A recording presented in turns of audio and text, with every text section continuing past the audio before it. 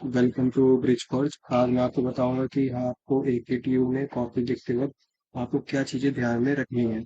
तो आप यहाँ पे देख सकते हैं इस बच्चे के यहाँ पे थर्ड के ए में 0 मिले हुए हैं।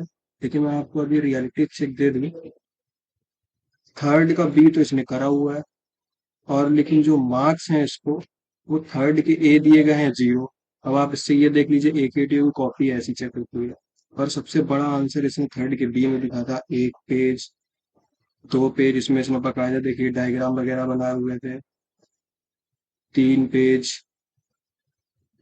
4 पेज 5 पेज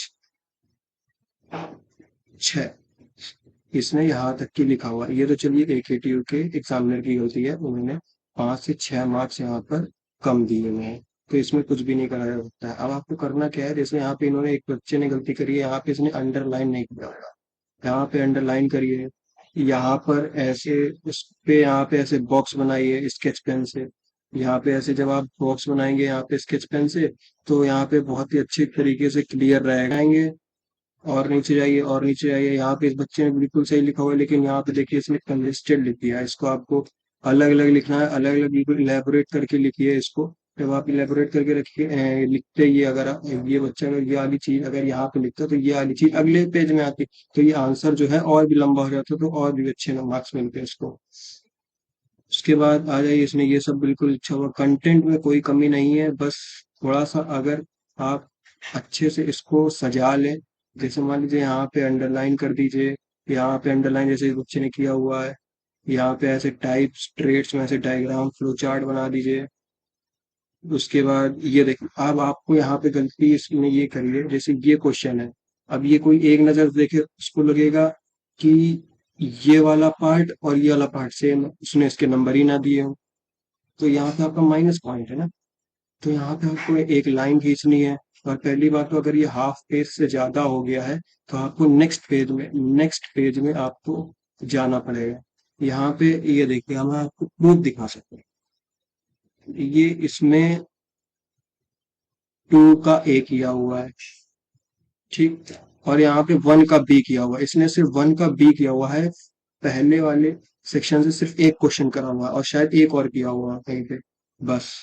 और उसके अलावा उसने एक भी क्वेश्चन नहीं किया हुआ है फर्स्ट का, एक शायद और करा हो कहीं पे। ये देखिए कितने अच्छे तरीके से इसमें लिखा हुआ है, ये नोटिस में देखिए कितना अच्छा लिखा हुआ है। इसमें यहाँ पे देखिए ऐसे मार्क कर दीजिए तो और ये अच्छे तरीके से रहेगा।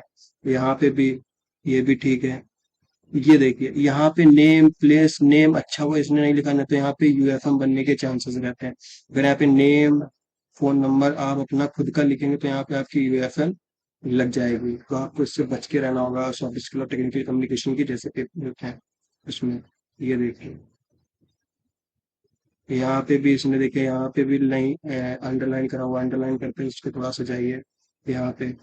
ये देखिए एक ये 1 का डी किया हुआ है, एक 1 का डी किया हुआ है, और एक एक इसने 1 का बी किया हुआ। अब लेकिन हम अगर आप ऊपर मार्किंग स्कीम देखेंगे, तो 1 के ई में भी मार्क्स चढ़े हुए हैं, 1 के एफ में भी चढ़े हुए हैं, 1 के जी में भी चढ़े हुए हैं। ये 1 के बी में गोला।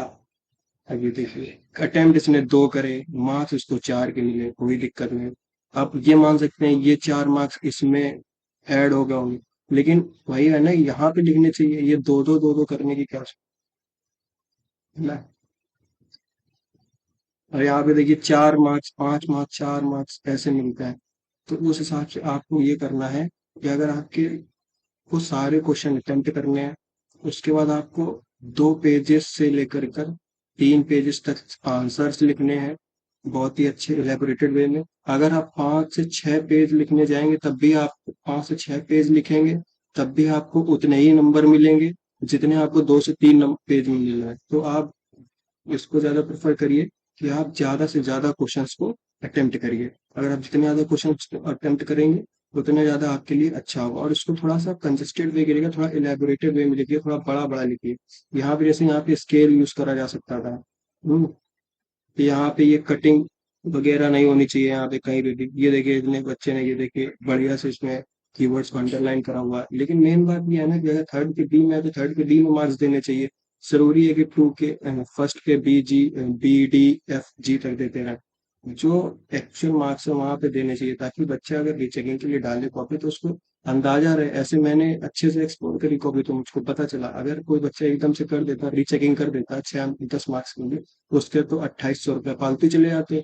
तो ये एक को देखना चाहिए ना। और इस हिसाब से यहाँ पर भी थोड़ा कंजेस्टेड थीम में जैसे लिखा हुआ है यहाँ पे, उसको थोड़ा और अच्छे से लिखा जा सकता था, जहाँ के नहीं लिखा है। तो यहाँ पे आधे पेज से ज्यादा भर चुका है ऑलरेडी, उसके बाद भी क्या ही जरूरत है।